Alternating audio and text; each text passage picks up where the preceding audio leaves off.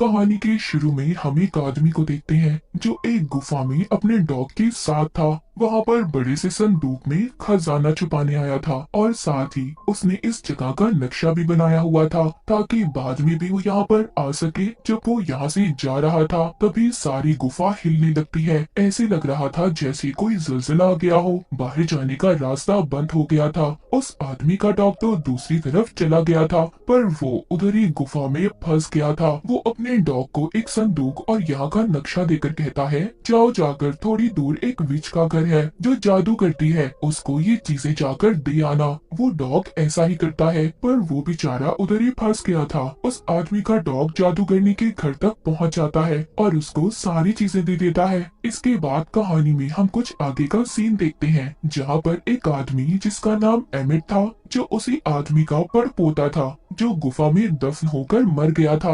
वो बैठा अपने बच्चों और उनके दोस्तों को ये कहानी सुना रहा था कि कैसे उसके दादा ने इस गांव में खजाना छुपा कर रखा हुआ है। पर यहाँ पर हमें पता चलता है एमिट के बेटे का जो दोस्त था उसके अंकल से उसने कुछ पैसे लिए हुए थे। वो आदमी अब एमिट से उधर ही पैसे लेने आ गया था और साथ ही बहुत सारा इंटरेस्ट भी मांग रहा था। वो एमिट को नोटिस देता है कि 5 दिन के अंदर अंदर उसे उसके सारे पैसे लौटाने होंगे। अगर उसने ऐसा ना किया तो उसका घर और फार्म जब्त कर लिया जाएगा। वो आदमी सब कहकर चला जाता है। उसके जाने के बाद कुछ लोग एक गाड़ी में एमिट के दादा का कुछ सामान लेकर आते हैं जो मरते हुए वो एमिट के नाम कर गए थे। उसको एक बड़ा सा बॉक्स दिया जाता है जिसको एमिट देखकर बहुत खुश होता है। वो ये सोच रहा था कि शायद उसके अंदर बहुत सारे पैसे होंगे जो हमारे काम आएंगे और मैं अपना सारा कर्ज वापस कर दूंगा। लेकिन जब वो उस बॉक्स को खोलता है तो उसमें एक डॉग था जिसको टिम्बर कहकर बुलाया करते थे।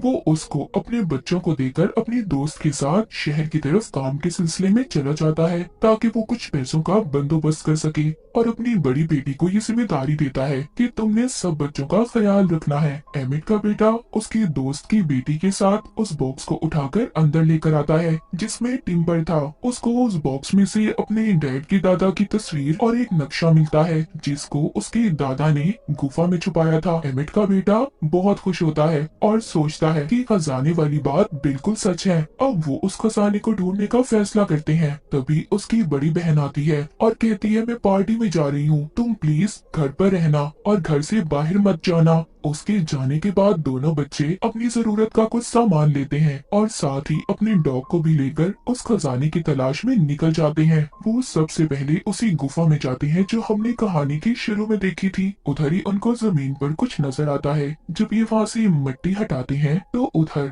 उन्हें एक बॉक्स मिलता है। एमिट का बेटा उसके गले में जो चाबी थी जो उसके डैड ने दी थी उससे वो छोटा बॉक्स खोलने की कोशिश करता है पर उस चाबी से वो बॉक्स नहीं खुल रहा था। तभी उसे अपने डैड के दादा का डॉग टिम्बर के गले में चाबी नजर आती है। इसीलिए वो उस चाबी को लेकर उस बॉक्स को खोलने की कोशिश करता है जिससे वो बॉक्स खुल जाता है। इसको उसके अंदर से एक लोहे का टुकड़ा और आगे जाने का नक्शा मिलता है जिसे देखकर दोनों बहुत खुश हो गए थे और आगे बढ़ने लगते हैं। मगर वो आदमी भी इनका पीछा कर रहा था जिसने एमिट को उधार पैसे दिए थे, क्योंकि उस वक्त जब एमिट के दादा इस खजाने को छुपाकर वापस आ रहे थे जो गुफा में ज़लज़ला आया था वो असल में इसी आदमी के दादा ने ब्लास्ट करवाया था, क्योंकि उस वक्त वो भी इस खजाने की तलाश में थे।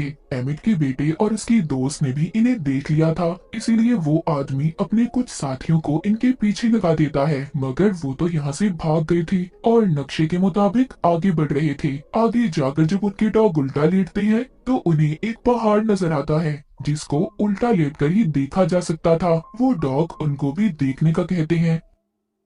एमिट का बेटा और उसकी दोस्त जब ये देखते हैं तो उन्हें भी वो पहाड़ नजर आ जाता है। जब ये थोड़ा सा आगे जाते हैं तो उन्हें आगे जाकर एक सोने का सिक्का मिलता है जिसको देखकर दोनों बहुत खुश हो गए थे। ये अब सोचते हैं ये दोनों बिल्कुल सही रास्ते पर हैं। थोड़ा सा आगे जाकर इनको एक पत्थर दिखाई देता है जिस पर लिखा था कि अगर आगे खजाना लेना चाहते हो तो तुम्हें उसी तरफ जाना होगा जिस तरफ वो पहाड़ इशारा करता है। वहाँ जाकर तुम्हें बहुत सारा सोना और चांदी मिलेगा। अब ये दोनों और इनके डॉग्स पानी में तैरकर दूसरी तरफ जाने लगते हैं। वहाँ पहुंचकर अब ये बहुत ज्यादा थक गए थे। इनको थकावट के साथ साथ भूख भी लगी थी। वो सोचते हैं कि क्यों ना मछलियाँ पकड़कर पका लें, क्योंकि अपने साथ ही खाने पीने का कोई सामान नहीं लाए थे। उधर उनके डॉग लकड़ियाँ जमा कर रहे थे, तभी उन्हें एक सुराख नजर आता है। उधर घर में एमिट की बड़ी बेटी वापस आ गई थी, जो अपने भाई को जब नहीं देखती तो बहुत ज्यादा परेशान हो जाती है। घर में एमिट अपने दोस्त के साथ आ गया था। वहाँ आकर जब ये बच्चों का पूछते हैं तो एमिट की बड़ी बेटी झूठ बोल देती है कि वो अपने दोस्त के घर गए हैं। इधर एमिट का बेटा जो अपनी दोस्त के साथ खजाने की तलाश में था, उन्हें जंगल में एक सुराख मिलता है जिसमें इन्हें एक घंटी और कुछ पुरानी चीजें मिलती हैं। उस घंटी पर कुछ लिखा हुआ था। एमिट के बेटे की दोस्त उसे समझाने लगती है। उसको पता चल चुका था। वो कहती है ये हमें आगे जाने का रास्ता बताएगी। तभी उधर एक भेड़िया आ जाता है, जिसको देखकर सब डर गए थे। एमिट का बेटा उस भेड़िए पर अपना बैग फेंकता है, जिससे वो भाग गया था। दूसरी तरफ वो आदमी जो बच्चों का पीछा खजाना हासिल करने के लिए कर रहा था, उनके पास भी वो भेड़िया जाता है, जिससे सभी डर गए थे और जाकर अपनी गाड़ी में बैठ जाते हैं। उस आदमी के पास एक ऐसी डिवाइस थी जिससे बिजली के झटके दिए जाते थे। वो जब उस बिजली के झटके देने वाली डिवाइस को भेड़िए पर इस्तेमाल करने वाला था, तभी गलती से वो जल जाती है और हड़बड़ाहट में बिजली के झटके इसी आदमी और इसके साथियों को लग जाते हैं। उधर एमिट को जब बच्चे नहीं मिलते तो परेशान होकर वो उन्हें ढूंढने निकल जाता है। उधर एमिट के बेटे के दोस्त के पास एक ट्रैकिंग डिवाइस थी, जिसकी मदद से एमिट बच्चों को ढूंढने निकल गया था। उधर बच्चे आगे बढ़ते हुए उसी जादूगरनी के घर पहुंच गए थे, जिसको बहुत सालों पहले एमिट के दादा के डॉग ने एक बॉक्स और कुछ सामान दिया था। वो जादूगरनी कोई आम जादूगरनियों की तरह नहीं थी, वो तो बल्कि एक अच्छी जादूगरनी थी। जो वो बच्चों को ऐसी थका हुआ देखती है तो अंदर आने का कहती है और एमिट के बेटे की दोस्त की चोट पर दवाई लगाती है और बताती है कि मैं यहाँ पर अपनी माँ के साथ रहती हूँ, जो भी बाहर गई हुई है। एमिट का बेटा जब अपने बारे में बताता है तो जादूगरनी कहती है उसके डैड के दादा का नाम लेकर, क्या तुम उन्हें जानते हो? वो कहता है हाँ, वो मेरे डैड के दादा थे। तभी वो जादूगरनी उसको एक बॉक्स देती है जो बहुत सालों पहले उसके डैड के दादा का डॉग इन्हें देकर गया था। वो बताती है कि मेरे खानदान के लोगों ने इसे संभाल कर रखा था और अगर तुम उनके रिश्तेदार हो तो तुम इसको ले सकते हो। एमिट का बेटा अब उस बॉक्स को अपने गले में लटकी चाबी से खोल देता है, जिसमें से उसे एक छोटी कुल्हाड़ी और आगे का नक्शा मिलता है। बच्चे जब बाहर देखते हैं तो उधर वही आदमी आ गया था जो इनका पीछा कर रहा था, मगर वो जादूगरनी अपने घर के खुफिया रास्ते से उन बच्चों को घर से बाहर जाने का रास्ता दिखाती है। तभी उसी जादूगरनी के दरवाजे पर वो आदमी भी आ गया था जो बच्चों का पीछा कर रहा था। वो जादूगरनी से पूछता है कि बच्चे कहाँ पर हैं, जिस पर वो झूठ बोलती है कि वो नहीं जानती कि बच्चे कहाँ पर हैं। वो आदमी इसको अपनी बिजली के झटके देने वाली डिवाइस दिखाकर डराता है। कहता है देखो, अगर तुमने मुझे सच ना बताया तो अच्छा नहीं होगा तुम्हारे साथ।